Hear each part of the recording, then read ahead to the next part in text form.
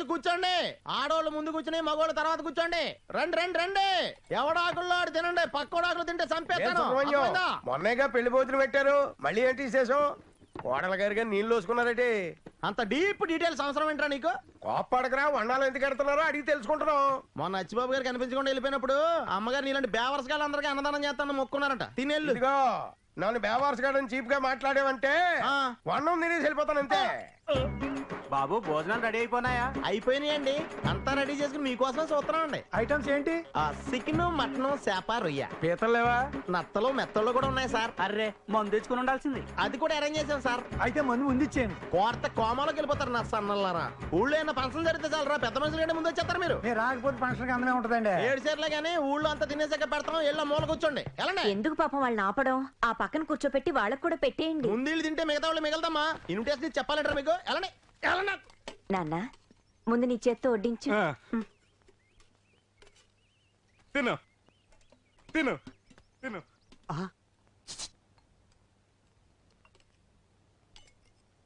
అల్లుడు, మనం నువ్వు కనిపించకుండా ఎక్కడికి వెళ్ళా? అమ్మ కొట్టింది, కోపం వచ్చింది, లారీ ఎక్కాను, తుర్రమని వెళ్ళిపోయింది. అదే విజయవాడ వెళ్ళుంటది. మరి అప్పుడు నీకు ఆకలే లేదమ్మా? బాగేసింది. ఒక అతను అడిగాను, పెడతాను రా అని హాస్పిటల్ తీసుకెళ్లి నా పొట్ట కోయించి పాలు రొట్టె ఇచ్చాడు. అంటే నీకు పిల్లలు పట్టకుండా కుటుంబం ఎంత ఆపరేషన్ చేయించారన్నమాట. కొంప మునిగింది. అమ్మా చెల్లమా, ఘోరం జరిగిపోయింది. మన అచ్చిబాబుకి ఎవరో పిల్లలు పట్టకుండా ఆపరేషన్ చేయించారంట. ఏమిటన్నయ్యా నువ్వు చెప్పేది నిజమా? నిజమేనమ్మా. మీ అబ్బాయికి వాసెక్టమీ ఆపరేషన్ జరిగింది.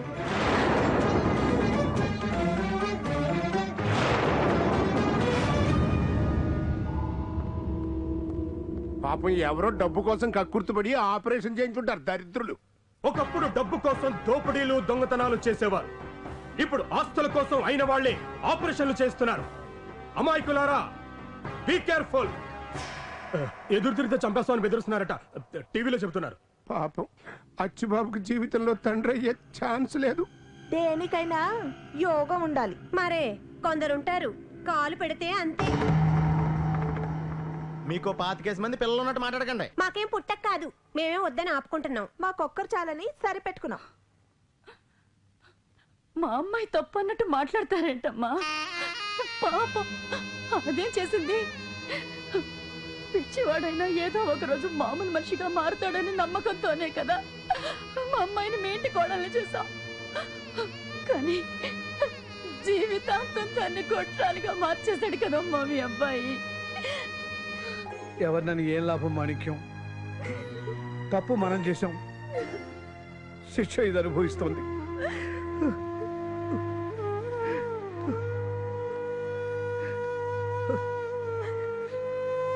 అమ్మా, నాకు ట్రాన్స్ఫర్ అయింది. రేపే ఈ ఊరు వదిలిపెట్టి వెళ్ళిపోతున్నాం. అప్పగింతల రోజున మీరు ఒక మాట అన్నారు, నాకు కూతురైనా కోడలైనా గాయత్రి అని. నా కూతుర్ని కళ్ళల్లో పెట్టుకుని చూడకపోయినా పర్వాలేదు, కానీ జీవితాంతం అది కన్నీళ్లతో బతికేలే మాత్రం చేయకండి. అమ్మా, ఏమైందమ్మా? నా పట్టు కోసేసారన్నా? నాకు ఇప్పుడు నొప్పి లేదమ్మా, తగ్గిపోయింది.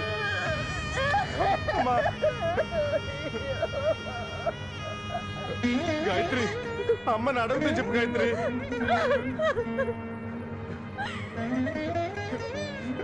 సుబ్బు, ఎందుకు అందరూ ఏడుస్తున్నారు?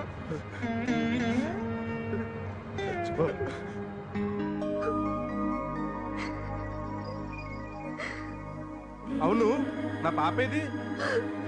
పొట్టలో ఉందా?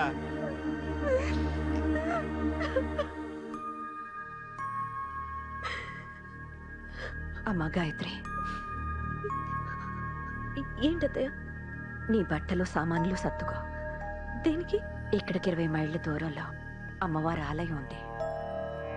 అక్కడ 3 నిద్రలు చేస్తే మన కోరికలన్నీ తీరుస్తుందట ఆ దేవత. రేపే బయలుదేరి వెళ్దాం. అన్ని సర్ది పెట్టుకో.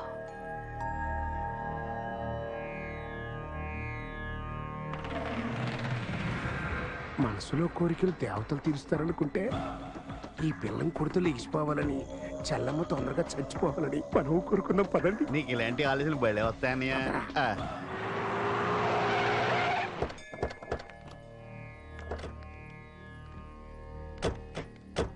సుబ్రహ్మణ్యం, నువ్వు ఇక్కడే ఉండు. రామ్మా.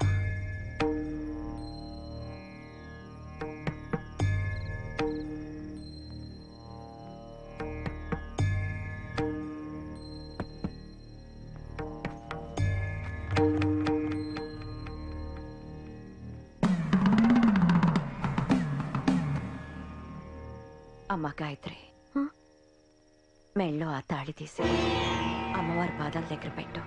తాళి తీయడం ఏంటత్తయ్య? అది ఇక్కడ ఆచారం. అమ్మ చెప్పిందిగా తీ.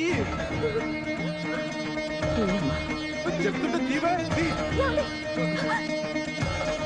వదులు. వదలబెట్టండి. వదలబెట్టండి.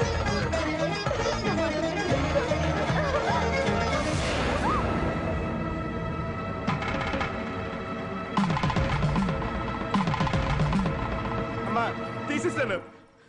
మంచి పని చేసావు నాన్న. శివాజీ,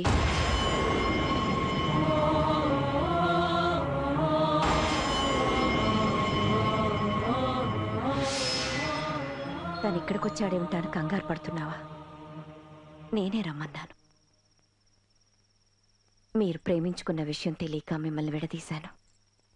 ఆ పాపానికి ప్రాయశ్చిత్తం చేసుకోనివ్వు. నా కొడుకుతో పెళ్ళయింది, కానీ నువ్వుగానే ఉన్నావు.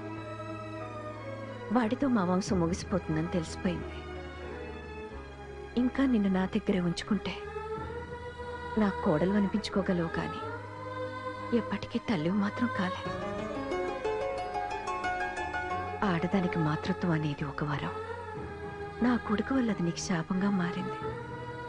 అందుకే శివాజీతో నీకు పెళ్లి చేయాలని నిర్ణయించుకున్నాను. జరిగింది శివాజీకి చెప్పాను. మంచి మనసుతో నిన్ను చేసుకోవడానికి ఒప్పుకున్నాడు. తను ఒప్పుకుంటే మాత్రం నేను ఒప్పుకుంటానని ఎలా అనుకున్నారు? నీ తల్లి లాంటి దాన్ని ఆలోచించే ఈ నిర్ణయం తీసుకున్నాను. నా మాట కాదనకమ్మా. శివాజీ, ఆ తాళి తీసుకుని అమ్మ మెళ్ళలో కట్టు బాబు. కట్టు. వద్దయ్యా, నా మాట వినండి. నాకు న్యాయం చేయడం కోసం ఆయన జీవితం అన్యాయం చేయకండి. నా కొడుకు జీవితం కోసం కన్న తల్లిగా నీకన్నా ఎక్కువ ఆలోచిస్తాను నేను. నా మాట విని కట్టించుకోమ్మా. అమ్మ ఎన్నిసార్లు చెప్తుంది కదా కట్టించుకో. నేను కట్ట మాట్లాడకుండా కట్టించుకున్నావు కదా, ఇప్పుడు కూడా అలాగే కట్టించుకోవాలి. నువ్వు కట్టు. ఆగాగు. తాళి కట్టేటప్పుడు జడ ఎత్తి పట్టుకోవాలి. నా పెళ్ళప్పుడు చూసా, నీ ఎత్తి పట్టుకుంటా. నువ్వు కట్టు.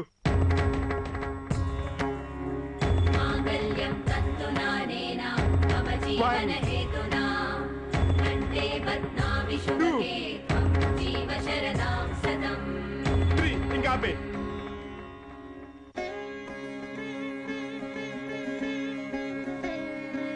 పిల్ల పాపలతో నిండు నూరేళ్లు వర్తిల్లండి. వర్దిల్లండి.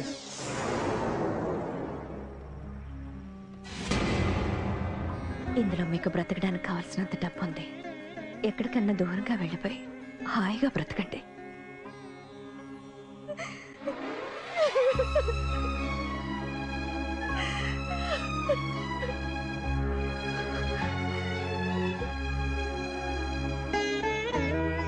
బయలుదేరండి. బయలుదేరండి.